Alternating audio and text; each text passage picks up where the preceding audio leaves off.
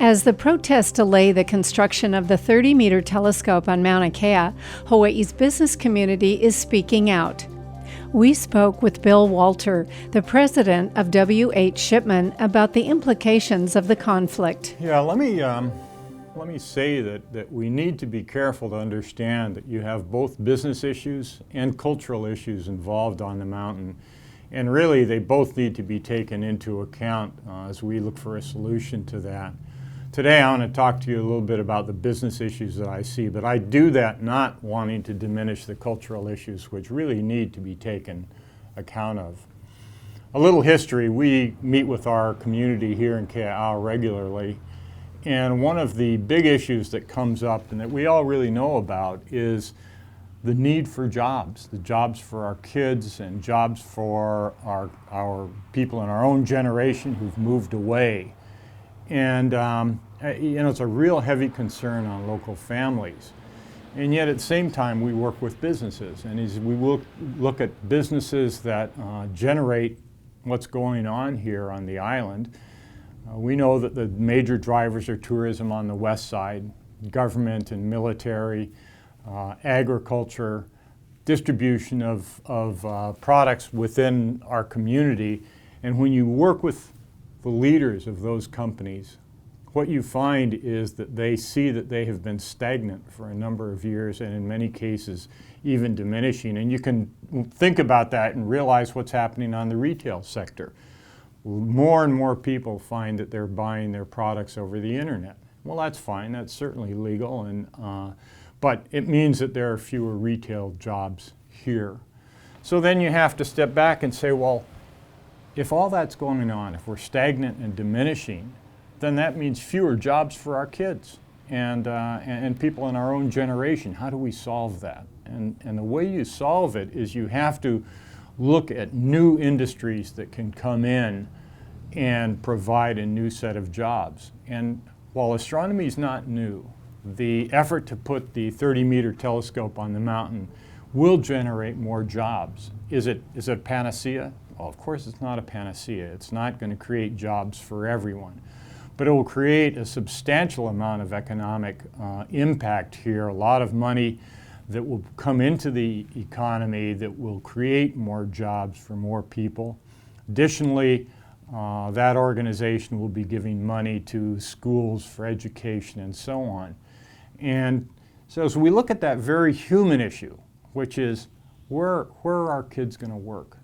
We have to look at how can we create more jobs, what are the areas that really we have an advantage.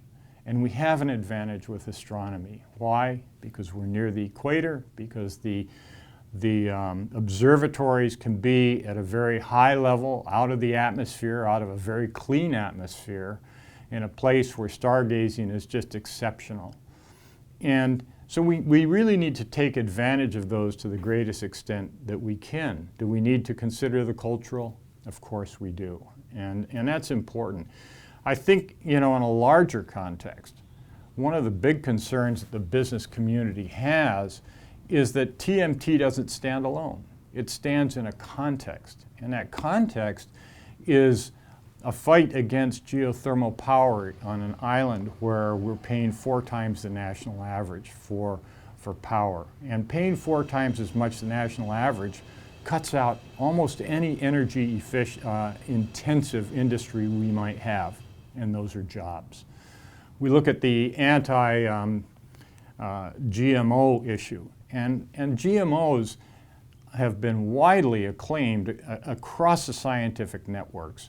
And when we take away that tool from farmers, what we're doing is we are sunsetting the period of time in which they can farm, because that is the growing tool that's out there. Do we need to be careful about it? Of course we need to be careful about it. And there are several agencies that look into it and review the safety of GMOs. In fact, it's interesting, there was a big Slate article out just earlier this week by a very liberal writer going through all the anti-GMO arguments and finding that they really had very, very little, if any, validity to them. Same with geothermal. No one wants just a runaway operation here. It needs to be clean, it needs to be safe, it needs to be good to its neighbors. But when we start throwing down rules that diminish that without taking into account the appropriate limitations and saying, well, you can operate, but here are your limitations and they're reasonable, you've really diminished the future of that. And so as business leaders, we look at all those. They're anti-scientific, they're often fear-based. And we look at the future, it becomes very difficult to see where the new jobs are going to come from. The final issue that we need to look at for something like TMT is that there's organizations that have invested a lot of money based in good faith on following a process. And now, outside of that process come those who would stop the process for reasons good or bad. But when outside investors come in and they operate according to the process and then they're shut down from outside reasons, the net effect of that is that they will not want to invest here in the future.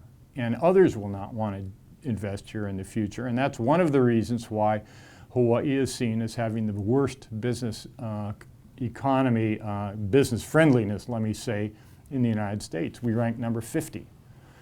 You know, a lot of talk goes in about the evils of all the money and wealth, and it's just about money exchanging hands, but it loses the point that on this island, we're dealing only with small businesses, mom and pop businesses. And when we cut these sources off, we're cutting off those small mom and pop businesses and the jobs that they will create. And you know, that's okay if we want to concede that our kids are either going to live on the beach the rest of their lives or they're going to move to the mainland or wherever, and they're not going to be with us. If that's okay, then that's, you know, we get what we get. But I think for many of us, that's really not okay. And that's not what we hear from the community. So I think in many cases where people want to fight these issues, that's okay, but tell us what your economic vision is. How do you see new jobs being created? And let's be realistic about it. If you say in the case of GMOs, well, we want to have organic farming, that's great. Organic farming's fine. We certainly have no issue with it, but show me the business case. And in general, you can't show that business case here on this island. So, you know, that's what we're looking at when we look at the anti-TMT issue and combine it with whatever else we're seeing going on. When the arguments get very fear-based or very highly cultural-based, you see the emotions start to run very strong. And although he was an outlier, there was one person in the anti-TMT group who talked about murdering people, killing all the haoles, and so on and so forth. And that has an effect of quieting the other side, because you start saying, well, gee, do I really want to step forward with this thought? I mean, am I putting my family at risk? Am I putting my company at risk? You know, what's going on here? So, and that may be the desired result. But I think that has quieted some down. The other issue on TMT, as I said, is that there are some very valid cultural issues here. And so you get concerned about, if you just speak of the business issues, which I've done, does that mean that there's no concern or there are no cultural issues? Well, it doesn't mean that. It means that both sides of those have to be understood and considered going forward. And being a business person, yeah, I'll express the business side. We talk on this island about having an island community, and we're all in the same canoe together, and we need to work together. But you know, the same is true worldwide. We're all in a worldwide community together, and we need to cooperate within that community. That's how you stop yourselves from having wars, for instance. If we're all combining on programs together, then there's much less reason for us to have wars. I mean, you see that happening in junior high school. Here are kids who are fighting, you put them in the same club together, or you put them in the same project together, and suddenly they become friends. It's not quite that easy internationally, but in essence, that's what happens. I think another factor is this, that within the world, every area has its own characteristics, its own strengths. And we need to contribute and use our strengths for the betterment of the whole world. If we say they're ours and we're just going to use them for ourselves, that's where you get that's where you get wars and conflicts. The other guy comes in and says, well, in that case, I'm going to take it away from you. And we see that happen. And that's not the spirit we have had here in the islands over time. It's not an appropriate spirit. This is a time for us to learn from others, to help others, to be part of the worldwide economy, and to look at it and say, hey, look at this. We have something that's really high quality, and we're going to use it for the benefit of the whole world, and we're going to be involved in it. And you look at what the impact of that can have on our own children who growing up and they see people coming here from China or Canada or wherever, and they see what those people contribute to us and we contribute to them, and you develop harmony that way.